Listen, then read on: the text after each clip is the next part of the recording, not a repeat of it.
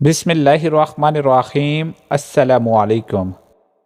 حجرہ اسود جنت کے یاقوتوں میں سے ایک ہے جسے سیدنا آدم علیہ السلام اپنے ساتھ جنت سے لائے تھے اور تعمیر بیت اللہ کے وقت ایک گوشہ میں نصب فرمایا تھا۔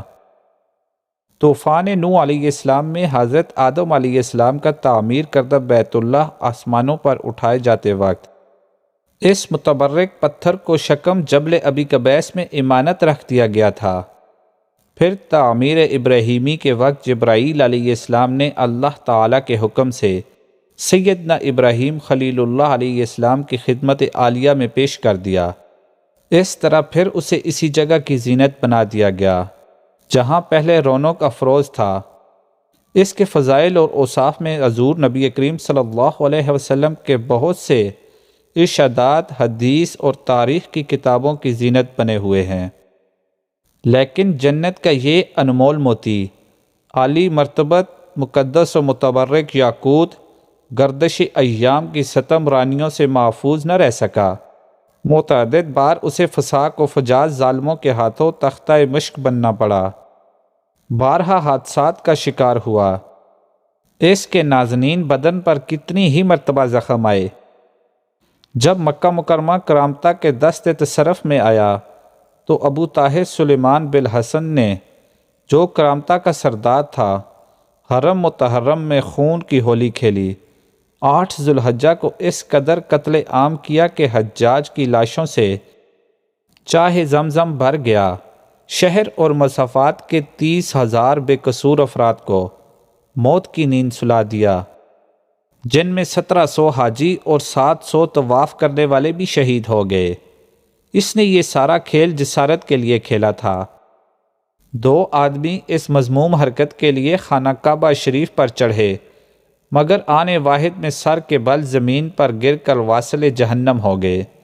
مقام ابراہیم تو اس کے دست تصرف سے مامون رہا، کیونکہ خدام حرم نے اسے پہاڑ کی گھاٹی میں کہیں چھپا دیا تھا، مگر 14 ذی الحجہ بروز اتوار عصر کے وقت جعفر بن حلاج نے ابو طاہر کے حکم پر حجرہ اسود کو کدال سے اکھاڑ لیا۔ اس پر کئی ضربیں لگائیں، جس سے کچھ ریزے ٹوٹ گئے اور اپنے ساتھ بحرین لے گئے اور اس کی جگہ خالی رہ گئی۔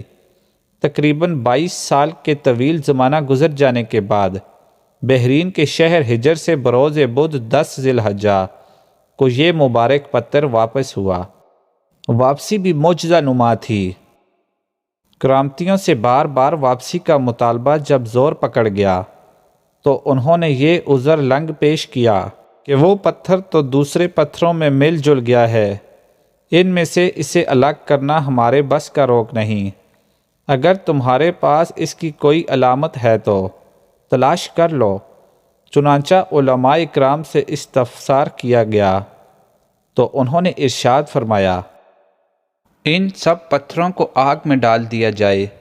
جو پتھر آگ میں پگھل یا پھٹ جائے وہ حجرہ اسود نہیں۔ حجرہ اسود کو آگ متاثر نہیں کر سکتی، کیونکہ یہ جنت کا پتھر ہے۔ اس طرح اس مقدس پتھر کی برتری اور مقبولیت کا لوہا منوا کر اسے واپس لوٹایا گیا اور پھر سے کعبہ شریف کی زینت بنا دیا گیا۔ علامہ جلال الدین سیتوی رحمۃ اللہ علیہ نے لکھا ہے کہ یہ ظالم ابو طاہر چیچک کے عارضہ میں مبتلا ہوا، اس کا جسم پھٹ گیا اور نہایت ذلت کے ساتھ مرا۔ طواف کی ابتدا حجرہ اسود کے استلام سے ہوئی۔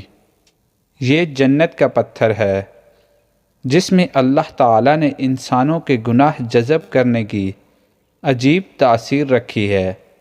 چنانچہ نبی اکرم صلی اللہ علیہ وسلم نے ارشاد فرمایا، ترجمہ: جس وقت حجرہ اسود جنت سے اترا تو وہ دودھ سے زیادہ سفید تھا، پھر آدمیوں کے گناہوں نے اسے سیاہ کر دیا۔